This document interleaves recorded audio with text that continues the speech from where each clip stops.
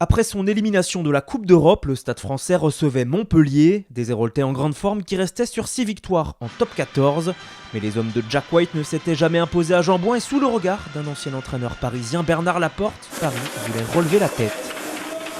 D'entrée, le duel est très âpre et Paris subit la pression du MHR dans ses 22 mètres.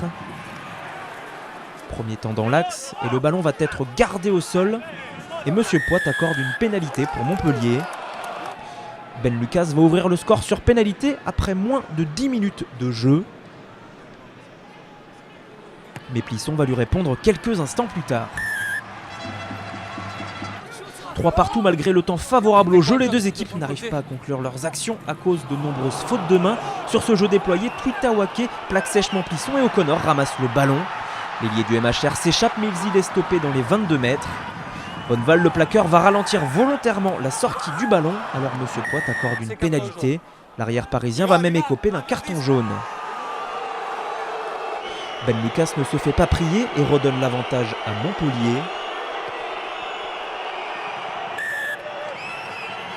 Mais Plisson a ramené les deux équipes à égalité et le MHR continue d'assaillir le camp parisien. Le maul se forme et Michael Ivaldi va aplatir le premier essai montpelliérain.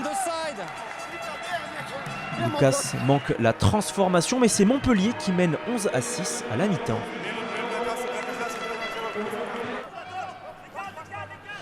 Au retour sur le terrain, Paris n'a pas laissé son agressivité au vestiaire. Tchelewatchou est pris dans la tenaille parisienne et il va garder le ballon au sol. Pénalité pour le Stade français. Quasiment face au perche, Plisson réduit l'écart, 11-9.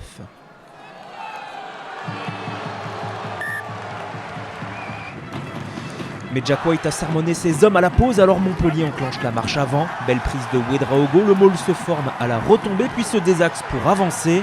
Dans un ultime élan, Akapusikera marque le deuxième essai héroltais. Au ralenti, je vous laisse apprécier le travail des avants du MHR pour faire craquer la défense parisienne et inscrire un deuxième essai sur maul. Mais Ben Lucas échoue encore lors de la transformation et Plisson redonne espoir à Paris à l'heure de jeu, 16-12.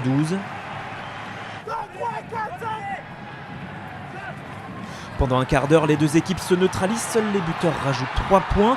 Jusqu'à cette mêlée, cet exploit personnel de Benoît Payog qui se joue de tous les défenseurs pour marquer le troisième essai du MHR, celui du bonus offensif. Sur ce plan, on voit le lancement type 89 en sortie de mêlée avec la passe de Kera pour Payog. Le demi de mêlée va ensuite se chercher tout seul son deuxième essai de la saison en top 14.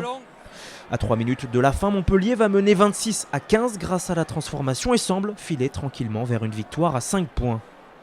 Sauf que Paris n'a rien lâché pendant ce match et à la dernière minute, Plisson inverse le sens, s'allonge pour Allo Émile qui remet à Bonfils. Le talonneur libère finalement Saint-Zel pour le seul essai parisien. Avec 3 essais à 1, Montpellier perd le bonus offensif, mais Paris a l'occasion de revenir dans les clous pour le bonus défensif, sauf que Plisson va manquer la transformation. Victoire de Montpellier 26-20, la 7e à l'extérieur, les Montpelliérains qui retrouvent leur 2e place. Paris n'a pas encore assuré son maintien.